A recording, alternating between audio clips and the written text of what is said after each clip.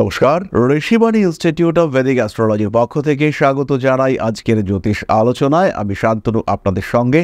আলোচ্য বিষয় বিশুদ্ধ জ্যোতিষ এবং বাস্তুশাস্ত্র। এই নতুন সিরিজে আমরা মূলত পরপর রাশি এবং তার বাস্তুগত প্রকাশ নিয়ে আলোচনা করছি। খেয়াল রাখতে হবে, বাস্তু ইন্ডিকেট করে আমাদের 4th হাউস। বাস্তুর সঙ্গে জন্মকুণ্ডলীর সম্পর্ক ওতপ্রোতভাবে জড়িত।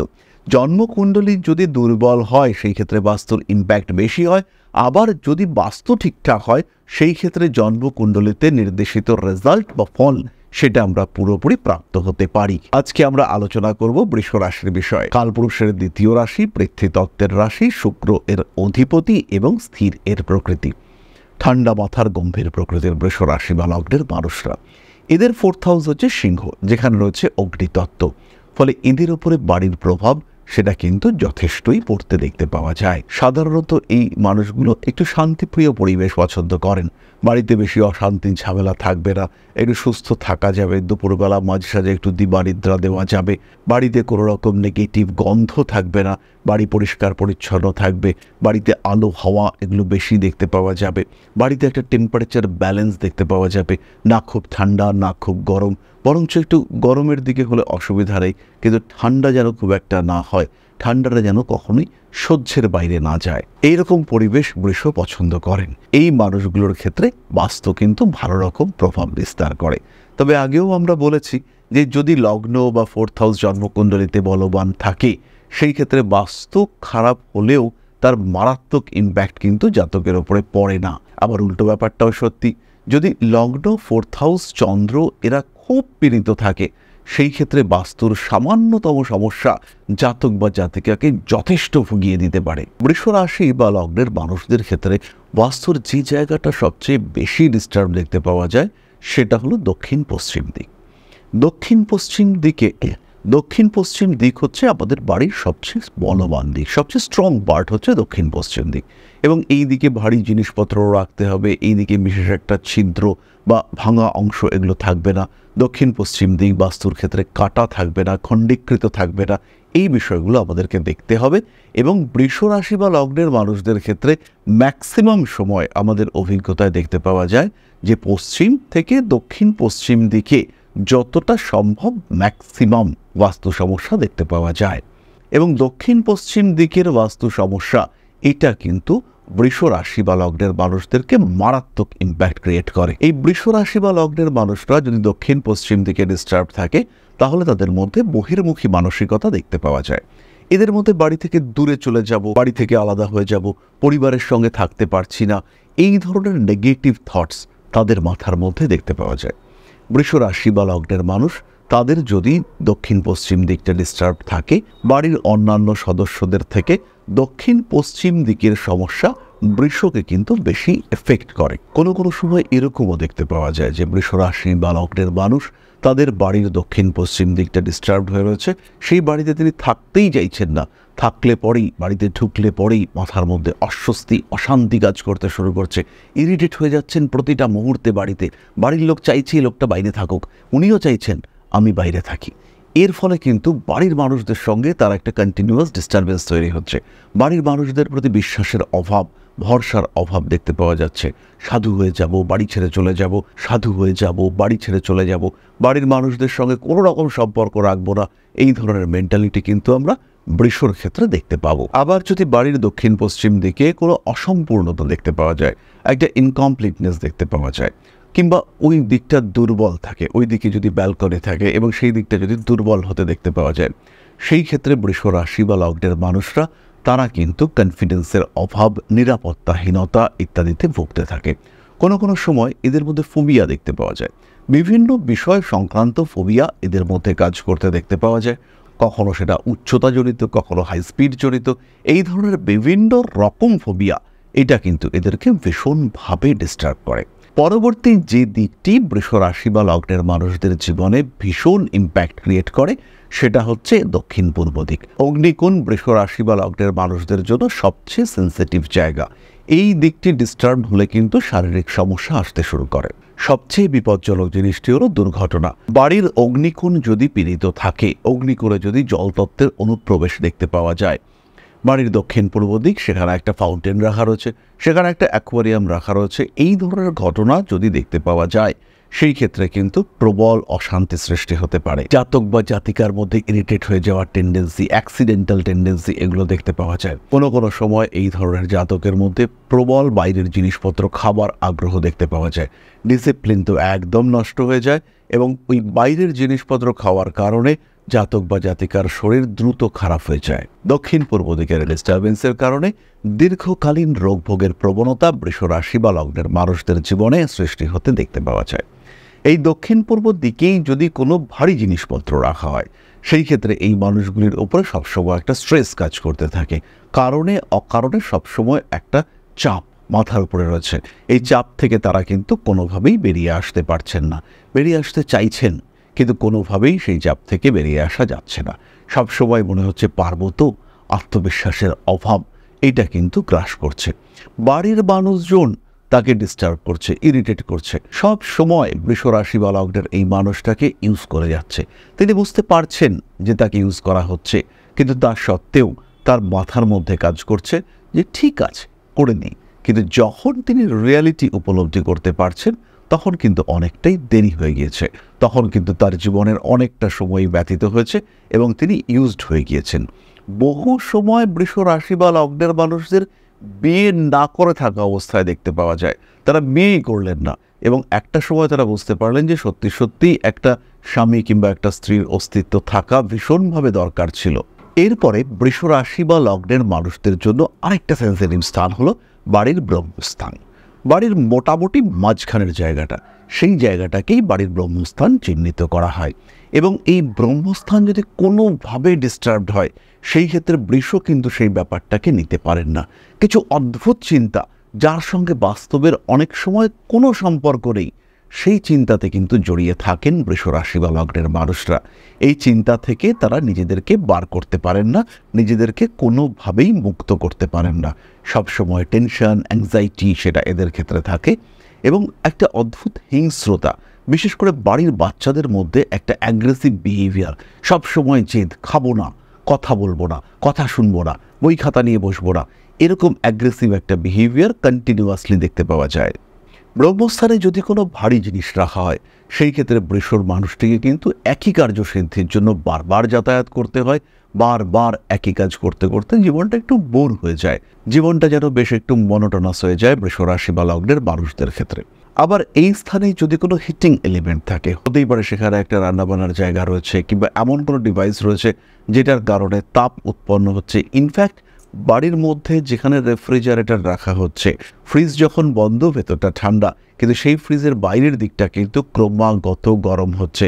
সুতরাং বাড়িতে যেখানে ফ্রিজ রাখা রয়েছে সেটাও যদি বাড়ির ব্রহ্মস্থান হয় এবং সেই ফ্রিজটা যদি কন্টিনিউয়াসলি চলতে থাকে তাহলে সেখানেও কিন্তু হিট জেনারেট হতে দেখতে পাওয়া যাবে। ফ্রিজের ভেতরটা ঠান্ডা হলেও বাইরের অ্যাটমসফিয়ারকে সে কিন্তু গরম করে রেখেছে। এই সমস্ত ক্ষেত্রে বৃষ রাশি বা লগ্নের মানুষদের মধ্যে একটা নিজের ক্ষতি করবার টেন্ডেন্সি, নিজেই নিজের হার্ম করতে চাইছি, এরকম একটা টেন্ডেন্সি তৈরি হতে দেখতে পাওয়া যায়। আবার বাড়ির মাঝামাঝি জায়গায় যদি রান্নাবান্নার জায়গা থাকে সেই ক্ষেত্রে তাদের মধ্যে ঈশ্বরের প্রতি, ভগবানের প্রতি একটা চরম অবিশ্বাস তৈরি হতে দেখতে পাওয়া যায়। তাদের ভাবনা চিন্তা অনেকটাই দিগ্ভ্রষ্ট হতে দেখতে পাওয়া যায়। কাজের চাপ এটা তো বাড়তেই থাকে, মানসিক অস্থিরতা সেটাও থাকে এবং সবসময় মনে হয় যেন ব্যর্থতা আমাকে তাড়া করে বেড়াচ্ছে। সবসময় মনে হয় চতুর্দিকে কেমন যেন একটা অস্থিরতার বাতাবরণ এটা ঘিরে ধরছে। ফলে জাতক বা জাতিকা তারা কিন্তু বেশ স্ট্রেসড হয়ে পড়েন। তাদের জীবনে সুখ, স্বাচ্ছন্দ্য, শান্তি এগুলো ক্রমাগত বাধাপ্রাপ্ত হতে দেখতে পাওয়া যায়। এই দিকগুলি ছাড়াও পূর্ব দিক, উত্তর পূর্ব দিক এরাও কিন্তু বৃষ রাশি বা লগ্নের মানুষদেরকে বেশ ডিস্টার্ব করে। কখনো মানসিক দিক থেকে, কখনো শারীরিক দিক থেকে এরা বৃষের উপরে প্রভাব বিস্তার করে। বৃষ রাশি বা লগ্নের মানুষদের দুটি গ্রহ যদি বলবান হয়, প্রথমত শুক্র এবং দ্বিতীয়টি রবি, এই দুটি গ্রহ যদি বলবান হয় তাহলে কিন্তু তারা বাস্তু সমস্যাগুলিকে ওভারকাম করতে পারে। আবার যদি সিংহ রাশিতে কোনো বলবান গ্রহ থাকে, যদি সিংহ রাশিতে কোনো সলিড যোগ তৈরি হয়, সেই ক্ষেত্রে বৃষ রাশি বা লগ্নের মানুষরা তারা কিন্তু নিজেদেরকে স্টেবল প্ল্যাটফর্মে দাঁড় করাতে পারে। কোনো কোনো সময় আমরা দেখতে পাই যে বৃষ রাশি বা লগ্নের মানুষদের উত্তর পশ্চিম দিকে কোনো জটিলতা সৃষ্টি হয়েছে।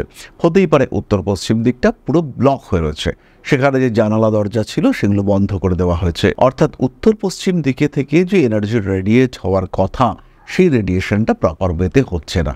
সেই সময় কিন্তু বাড়িতে নেগেটিভ এনার্জির প্রভাব ক্রমাগত বাড়তে দেখতে পাওয়া যায়। আবার এই একই অবস্থায় জাতক চাইছেন বিদেশ যাত্রা করবেন, কিন্তু আলটিমেটলি যেয়ে উঠতে পারছেন না, এরকম সমস্যাও কিন্তু সৃষ্টি হতে দেখতে পাওয়া যায়।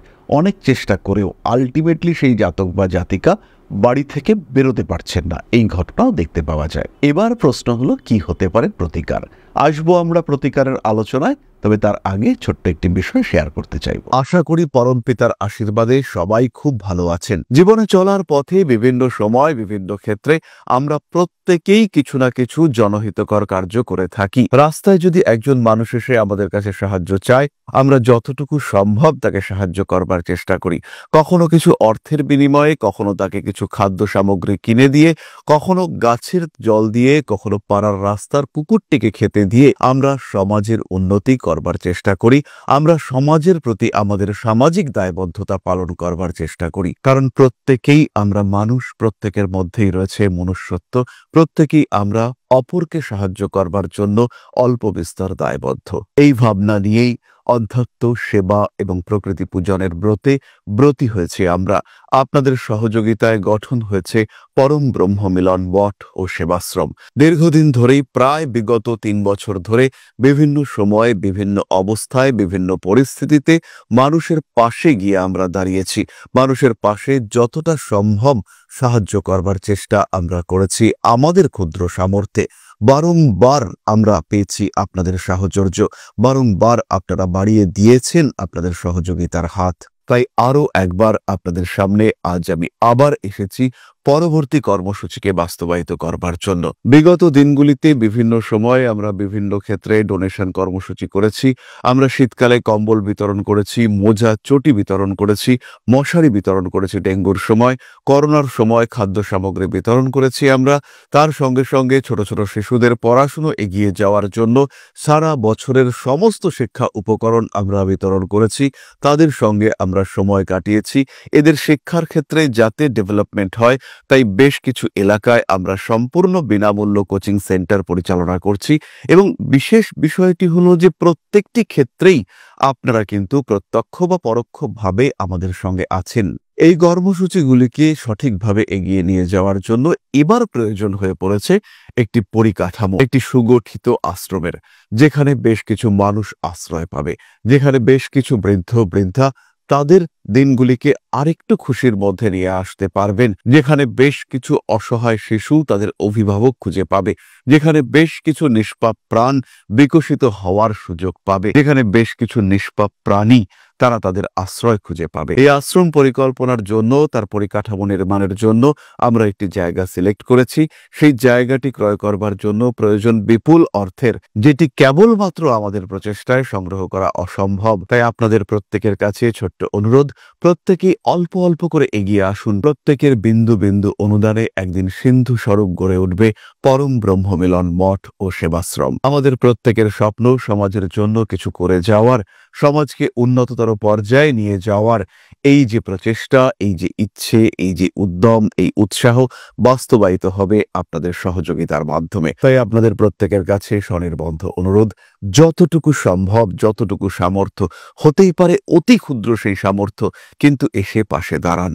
ইতিমধ্যেই বহু মানুষ তাদের যথাসম্ভব সাহায্যের হাত আমাদের দিকে বাড়িয়েছেন। আমরা তাদের প্রতি কৃতজ্ঞ, আমাদের আন্তরিক ধন্যবাদ আমরা জানাই তাদের প্রতি। এবং আপনাদের কাছেও আমাদের অনুরোধ, আপনারাও একটু একটু করে এগিয়ে আসুন। সবাই যদি অল্প অল্প করে এগিয়ে আসি, তাহলেই কিন্তু বিরাট কোনো স্বপ্ন বাস্তবায়িত হতে পারবে। সকলেই যদি অল্প অল্প করে এগিয়ে আসি, তাহলেই কিন্তু বিরাট এই মহান কর্ম বাস্তবায়িত হতে পারবে। একদিন আমার আপনার প্রত্যেকের স্বপ্ন পরম ব্রহ্ম মিলন মঠ ও সেবাশ্রম আধ্যাত্ম সেবা এবং প্রকৃতি পূজনের এই মহান দায়িত্ব নিয়ে এগিয়ে আসতে পারবে, একটি জায়গা তৈরি করতে সক্ষম হবে। সবাইকে জানাই অগ্রিম ধন্যবাদ এবং শুভেচ্ছা। সবাই খুব ভালো থাকবেন। নমস্কার। তাহলে এবার আমরা চলে আসি প্রতিকারের কথায়। খেয়াল রাখতে হবে, সম্পূর্ণ বাস্তু সমীক্ষণ না করে, অরা রিড না করে প্রতিকার কিন্তু করা উচিত না। প্রথমত নেগেটিভিটিগুলোকে আইডেন্টিফাই করতে হবে, এবং অনেক সময় এটা দেখতে পাওয়া যায় যে দিকটাকে আমার মনে হচ্ছে উত্তর পশ্চিম দিক, বা যে জায়গাটাকে আমার মনে হচ্ছে বাড়ির মাঝখান, সেটা কিন্তু বাড়ির মাঝখান নাও হতে পারে। এই বিষয়গুলিকে কিন্তু বুঝতে হবে। যেমন বাড়ির কোনো একটা দিকে সিঁড়ি, সেটা কিন্তু বাড়ির ওই দিকের স্পেসিফিক গ্র্যাভিটিকে বাড়িয়ে দেয়। আবার বাড়ির কোনো একটা দিকে গর্ত রয়েছে, লিফটের গর্ত রয়েছে, সেটা কিন্তু বাড়ির ক্ষেত্রটিকে কিছুটা ডিস্টার্ব করে এবং বাড়ির ঊর্জাকে একটা বিশেষ দিকে প্রবাহিত করতে চায়। এই সমস্ত ক্ষেত্রে অবশ্যই বাস্তু সমীক্ষণ প্রয়োজন। কোনো কোনো সময় বাড়ির বাস্তু একদম ঠিকঠাক রয়েছে, কিন্তু সেখানে কিছু নেগেটিভ এনার্জির মুভমেন্ট দেখতে পাওয়া যাচ্ছে। কখনো সেটা অশুভ শক্তি হতে পারে, কখনো সেটা কোনো নেগেটিভিটি হতে পারে। এই বিষয়টিকে আইডেন্টিফাই না করে কিন্তু রেমেডি করা যাবে না। যাই হোক, আমরা একদম সামান্য রেমেডির কথা বলি। বৃষ রাশি বা লগ্নের মানুষ, এদের জন্য যদি দক্ষিণ পশ্চিম দিকটা ভীষণ ডিস্টার্বড হয়, সেই ক্ষেত্রে একটা লোহার হামানদিস্তা সেটাকে বাড়ির দক্ষিণ পশ্চিম দিকে, কিংবা যে ঘরে আপনি ঘুমোচ্ছেন, বৃষ রাশির মানুষটি যে ঘরে ঘুমোচ্ছে তার দক্ষিণ পশ্চিম দিকে রাখার ব্যবস্থা করতে হবে। বাড়ির মাঝখানে কিংবা ঘরের মাঝখানে দাঁড়িয়ে কম্পাস খুলে আইডেন্টিফাই করতে হবে কোনটা এক্স্যাক্টলি দক্ষিণ পশ্চিম দিক, সেই জায়গায় এটা রাখবার ব্যবস্থা অবশ্যই করতে হবে। দ্বিতীয়ত, যদি ব্রহ্মস্থানটা কোনোভাবে ডিস্টার্বড হয়ে থাকে, সেই ক্ষেত্রে বাড়ির উত্তর পূর্ব দিকে একটি শ্রীযন্ত্রম স্থাপন করা যেতে পারে। উত্তর পূর্ব দিকে ওয়াটার ফ্লো, এটাও কিন্তু তৈরি করা যেতে পারে। এছাড়া অবশ্যই আপনাদের বাস্তু সংক্রান্ত যে কোনো সমস্যায় বাস্তুকারের পরামর্শ নিতে হবে এবং বাস্তুর সমস্যাগুলিকে ধীরে ধীরে ওভারকাম করবার চেষ্টা এটা অবশ্যই করতে হবে। তাহলে আজকের আলোচনা আমরা আর দীর্ঘায়িত করব না। সবাই সুস্থ থাকুন, ভালো থাকুন। মা শ্রী শ্রী আদিশক্তির আশীর্বাদে আপনাদের জীবন আরও সমৃদ্ধ, আরও সুন্দর হয়ে উঠুক। জয় মা আদিশক্তি। নমস্কার। ओम अकारादि पंचाशद्वर्णेभ्यो स्वाहा। ओम प्रतिपादादि तिथिभ्यो स्वाहा। ओम कृष्णपक्षाय स्वाहा। ओम शुक्लपक्षाय स्वाहा। ओम अमावस्याय स्वाहा। ओम पूर्णिमाय स्वाहा।